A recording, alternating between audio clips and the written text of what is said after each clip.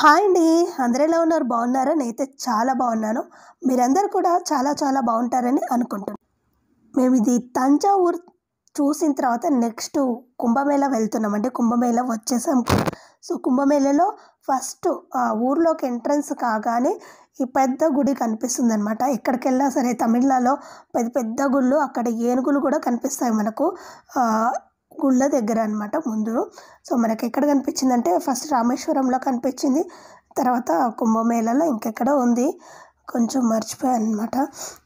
ఈ గుడి రోడ్డు పైనే ఉంటుందండి, చాలా పెద్దగా ఉంటుంది. బయట నుండి చూస్తే అసలు చిన్నగా అనిపిస్తుంది, కానీ ఇక్కడ తమిళనాడులో గుళ్ళన్నీ అంతే అండి. బయట నుండి చూస్తే చిన్నగా అనిపిస్తాయి, లోపలికి వెళ్ళి చూస్తే కానీ తెలీదు ఆ గుళ్ళు మన ఊహకు అందనంత పెద్దగా ఉంటాయని. మనం గుళ్ళోకి అడుగు పెట్టగానే అక్కడ ఎదురుగా ఇందాక ఏనుగు కనిపించింది కదా, సో ఏనుగు కనిపిస్తుంది వినాయకుడిలాగా.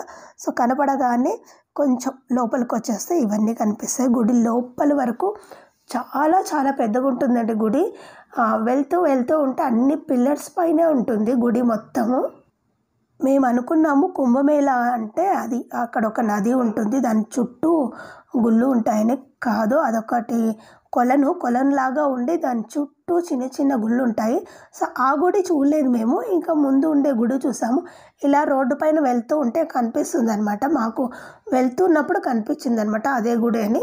చూడండి ఇలాగే ఉంటుంది సేమ్, కాకపోతే నేను అది పైకి ఎత్తాల్సింది ఫోను, కిందకి పెట్టేసరికి అది మొత్తం కవర్ కాలేదు, మనకు రికార్డింగ్ కాలేదనమాట.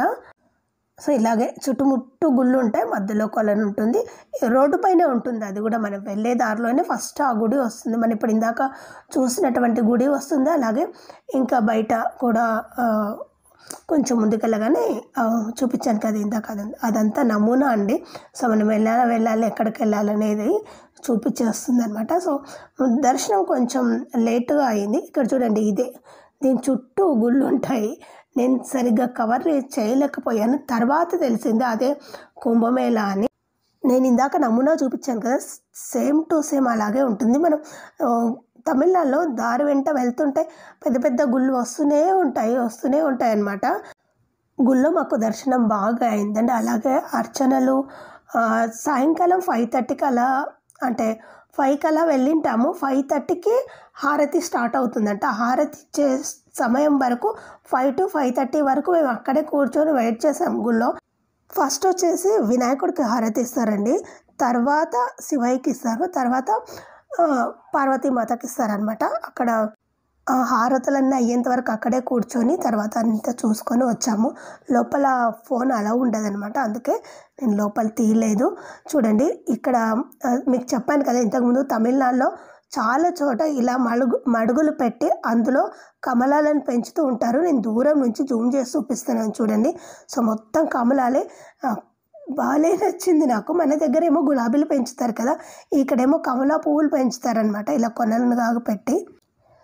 మేము కుంభమేళా తర్వాత వెంటనే పుదుచ్చేరి వచ్చామండి. పుదుచ్చేరిలో ఇంకా కొంచెం ముందుకు వెళ్దాం అనుకున్నాం, కానీ అక్కడే చాలా లేట్ అయింది. సరే పుదుచ్చేరిలో కొంచెం రూమ్స్ ఉంటాయేమో, ఇక్కడే దొరుకుతాయి, ఇంకొంచెం ముందుకెళ్తే దొరకవేమన్న ఉద్దేశంతో పుదుచ్చేరిలో స్టే చేసామన్నమాట. ఇది మేము తీసుకున్న రూమ్ చూడండి ఎలా ఉందో. ఈ రూమ్ కూడా బాగానే కాస్ట్లీ ఉంది. ఇంకంతే, టోటల్ ఇక్కడ అంతా ఒకేలాగే ఉంటాయి. కాకపోతే చెప్పాను కదా 1 మెంబర్ ఎక్స్ట్రా అయినా సరే 250 రూపీస్ పెంచుతారని, సేమ్ ఇక్కడ కూడా అలాగే అనమాట. సో 2500 ప్లస్ 250 రూపీస్ ఎక్స్ట్రా అనమాట 1 మెంబర్ ఎక్కువ ఉన్నందుకు. బెడ్స్ ఇంత పెద్దగా ఉన్నాయి, ఈ రూమ్ ఇంత పెద్దగా ఉంది, మేము అడ్జస్ట్ అవుతాం అన్నా కూడా ఒప్పుకోరు వాళ్ళు. 1 మెంబర్ అంటే 1 మెంబర్కి ఎక్స్ట్రానే తీసుకుంటారనమాట. సో 4 మెంబర్స్కి ఇస్తారు, సో 5 మెంబర్స్ కాబట్టి అలా 250 rupees extra. So with AC room అనమాట. అంటే మాకు ఇంకా రూమ్స్ దొరకలేదు, నైట్ అయ్యేసరికి ఏదో ఒక రూమ్ అని అడ్జస్ట్ అవుతూ ఉన్నాము. వచ్చిన చోటంతా కూడా మా వాళ్ళంతా టిఫిన్ చేయడానికి వెళ్ళారండి, కాకపోతే నేను వెళ్ళలేదు. నాకు అక్కడికే తిరిగి మార్నింగ్ నుంచి ఫుల్ స్ట్రెస్లో ఉన్నాను. నిన్నటి నుండి ఉపవాసం కదా, నిన్నంతా ఉపవాసం ఉంటే ఈరోజు మొత్తం నాకు నీరసంగానే ఉంటుంది. పైగా ఇలా జర్నీ చేస్తే ఇంకెక్కువ ఉంటుందన్నమాట. అందుకని వాళ్ళు వెళ్ళారు, నేను మాత్రం రూమ్లో ఉండి ఇలా వీడియో తీసుకొని కాసేపు పడుకున్నాను అనమాట వాళ్ళు వచ్చేంత వరకు. ఈ తమిళనాడులో రూమ్స్ బాగున్నాయి, అలాగే గుళ్ళు బాగున్నాయి. వెదర్ వచ్చేసి కూడా మేము వెళ్ళినప్పుడు మూసుకొనే ఉంది. అక్కడక్కడ అంటే పెద్ద ఎండ ఏం లేదు, కానీ మూసుకొని ఉన్న చిన్న చిన్న చినుకులు పడినా సరే ఫుల్ వేడిగా అనిపిస్తుంది అనమాట. టూ మచ్ హాట్గా ఉంటుంది ఇక్కడ. అన్నిటికంటే ఇంకొక పెద్ద ప్రాబ్లం ఉంది, అదే ఫుడ్. అది కూడా వెజిటేరియన్ మాత్రం ఎక్కడ దొరకదండి. దొరికినా కూడా ఎక్కడో ఒక చోట ఉంటుంది. టిఫిన్స్కి అయితే ఇంకా ఇబ్బంది పడాల్సి వచ్చింది.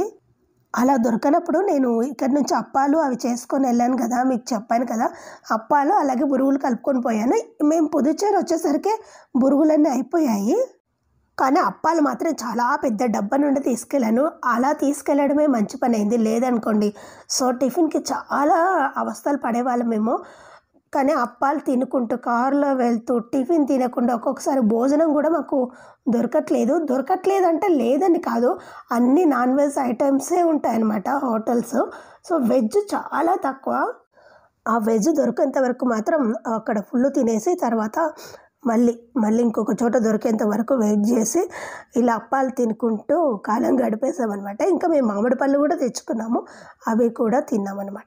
ఇటువైపు వెళ్తుంటే ఎక్కువగా మాకు పనసకాయలు ఇక్కడ ఉన్నాయి చూడండి, పనసకాయలు తాటికాయలు అవే ఎక్కువగా అనిపిస్తున్నాయి.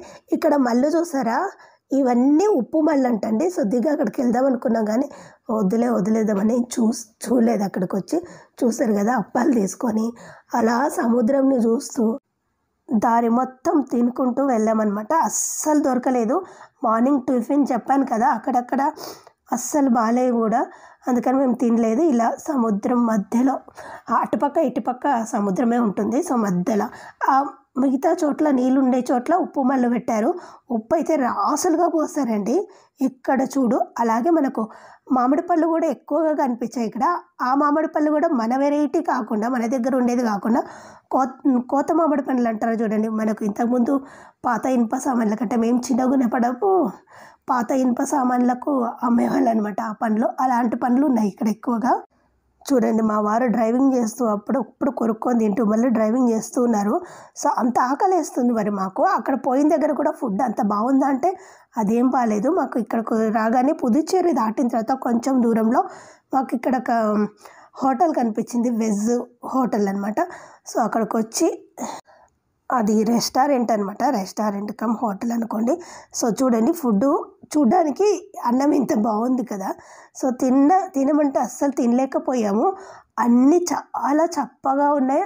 అలాగని చప్పకుండా కూడా కొన్ని చోట్ల టేస్ట్గా ఉంటుంది. పెద్దగా నచ్చలేదు. ఆకలితో ఉన్నా కూడా మాకు పెద్దగా నచ్చలేదంటే చూడండి, ఫుడ్ అసలు టేస్ట్గా లేదనమాట. సరేలే, ఇది కూడా దొరకలేదు కదా మనకు, అసలు మనం డబ్బులు పెట్టినా కూడా మనకు సరైన ఫుడ్ దొరకలేదని మాత్రం చాలా బాధపడ్డాము. చూడడానికి ఐటమ్స్ ఎన్ని ఉన్నాయి కదా. సో పెరుగు ఇచ్చాడు, కొంచెం స్వీట్, అలాగే ఒకటి ఫ్రై, ఒకటి కర్రీ, ఇంకా చాలా ఉన్నాయి. కొన్ని పుల్లగా ఉన్నాయి, కొన్ని చప్పగానే ఉన్నాయి. పుల్లగా ఒక కర్రీ ఉంది, అది ఏం కర్రో నాకు అర్థం కాలేదు. అలాగే ఒక అప్పడం మామూలుగా కదా ఇచ్చేది. ఇది వచ్చేసి ఈచ్ వన్ ప్లేట్ 130 రూపీస్ అనమాట. మరీ అంత బాగాలేదని చెప్పను, మరీ సూపర్గా ఉందని కూడా చెప్పను. ఆకలితో బాగానే అనిపించింది. ఇది రిషి కేఫ్ అనమాట. ముందు కూడా రెస్టారెంట్, ముందు లోపలికి ఉంటుంది రెస్టారెంట్ అదే. సో ఇప్పుడు మనము తిరుపతికి వచ్చేసాం ఫైనల్గా. ఇన్ని రోజులు అక్కడ తమిళనాడులో తిరిగినప్పుడు మనకు అన్న ఫీలింగ్ అస్సలు రాలేదు. సో ఆంధ్రాలోకి ఎంటర్ కాగానే, అది కూడా తిరుమలకి ఎంటర్ కాగానే పోయిన ప్రాణం అంతా లేసి వచ్చిందనమాట. చెప్పాను కదండి, అక్కడ గుళ్ళు మాత్రం వండర్ఫుల్గా ఉంటాయి, కానీ ఫుడ్కే బాగా ఇబ్బంది పడ్డాము. అంతకుమించి ఇంకేం లేదు. ఎంతైనా సొంత ఊరే, మిగతా ఊరే. ఎన్ని బాగున్నా సరే సొంత ఊరు వచ్చేసి సొంత ఇల్లుతో సమానం అయిపోతుంది. అమ్మయ్య వచ్చేసాము ఇంకా ఆంధ్రాకు, అలాగే మన ఊరికి అనిపించింది. ఈ రాయలసీమ కదా, నేను రాయలసీమ అమ్మాయిని. అలాగే తెలంగాణ వచ్చేసి నా సొంత ఇల్లు, అలాగే అత్తారి ఇల్లు కూడా. ఇక్కడికి రాగానే తెలియని ఫీలింగ్ ఏదో బాగా అనిపించింది అనమాట. ఈ కొండలు, ఈ వాతావరణం చూసి చాలా బాగా అనిపించింది. అక్కడి క్లైమేట్కి ఇక్కడి క్లైమేట్కి చాలా చేంజింగ్ ఉంటుందన్నమాట. సో ఇక్కడ మూసుకొని లేకపోయినా అంటే అదే మేఘాలు మూసుకొని ఉంటాయి కదా, అప్పుడు మూసుకొని లేకపోయినా కాస్త చల్లగా ఉంటుంది. కానీ అక్కడ ఉండదు. సో మూసుకొని చినుకులు పడుతున్నా కూడా వేడి వేడిగానే అనిపిస్తుంది అనమాట. మేబీ అక్కడ సముద్రం చుట్టుపక్కల ఉన్నందుకేమో. తిరుపతికి ఫైనల్గా వచ్చేసామండి. వచ్చి మేము కారు పార్కింగ్ ఉంటుంది కదా, కార్ పార్కింగ్ ప్లేస్లో పెట్టేసి తర్వాత మాకు చాలా సంవత్సరాల నుండి తీరని ఒక పెద్ద మొక్కు ఉందన్నమాట. అది ఇప్పుడు తీరిపోయింది. సో దానికోసమని మేము మొక్కు చెల్లించుకోవడానికి వచ్చాము. యాక్చువల్గా ముందే చెల్లించుకోవచ్చు, కాకపోతే ఇక్కడ ఇచ్చి మళ్ళీ అదంతా చుట్టూ తిరగడం కష్టం కదా. సో అందుకని మొత్తం అదంతా తిరిగి వచ్చిన తర్వాత ఫైనల్గా తిరుపతికి వచ్చి సో మా మొక్కు చెల్లించుకున్నామండి. ఎవరు రుణమైనా ఎక్కువ రోజులు ఉంచుకోకూడదు అంటారు కదా, అలాగే తిరుపతి వెంకన్నది కూడా ఉంచుకోకూడదు. సో లాస్ట్ ఇయరే ఇవ్వాల్సింది, అప్పుడు ఇంకా తీరలేదు మాది మొక్కు. సో ఇప్పుడైతే అంటే మేము మొక్కినటువంటి మొక్కు తీరిపోయింది అనమాట. అందుకని సో ఇప్పుడు వచ్చి ఫైనల్గా మేమందరము కలిసికట్టుగా మొక్కు చెల్లించుకున్నాము. సో ఇప్పుడు ఎక్కడికి వెళ్తున్నామంటే భోజనాలకు వెళ్తున్నాము. భోజనాలకు వెళ్ళి తర్వాత మొక్కు చెల్లించుకొని స్నానాలు అవి కానీ చేసి రెడీ అయ్యి మళ్ళీ దర్శనానికి వెళ్ళామన్నమాట. సమ్మర్ హాలిడేస్ అయినందుకు ఏమో అసలు చాలామంది జనాలు ఉన్నారు, లెక్కలేనంత, ఇసుకేస్తే రాలనంత జనాలు ఉన్నారనమాట. అంత రోడ్లపైన పడుకొని పాపం అవస్థలు పడుతున్నారు. అయినా సరే దేవుడి పైన భక్తితో అలాగే ఉన్నారనమాట. చూడండి నా వెనక, నేను ఇంకా సరిగ్గా చూపించలేదు కానీ చాలా చాలా కంపార్ట్మెంట్లో వేచి ఉన్నారు. మేము చూడండి మా మొక్కు తీర్చుకొని అలాగే దర్శనం అయిపోయిన తర్వాత మరి రాత్రంతా ఇక్కడ ఉన్నామండి. రాత్రంతా ఉండి తర్వాత మార్నింగ్ వెంటనే పొద్దున్నే వెళ్ళిపోయామన్నమాట. ఈ ట్రిప్ మాత్రం మాకు చాలా చాలా బాగా జరిగింది. చాలా బాగా ఎంజాయ్ చేసాము. కొంచెం కొన్ని అవస్థలు తప్ప మిగతాదంతా బాగుందనమాట. అంతే అండి ఈ వీడియో. మీకు వీడియో నచ్చితే లైక్ చేయండి, షేర్ చేయండి. అలాగే మీ friends and family members group కూడా నా ఛానల్ను షేర్ చేయండి. సో అందరూ సబ్స్క్రైబ్ చేయడం మాత్రం అస్సలు మర్చిపోకండి. Thank you and bye.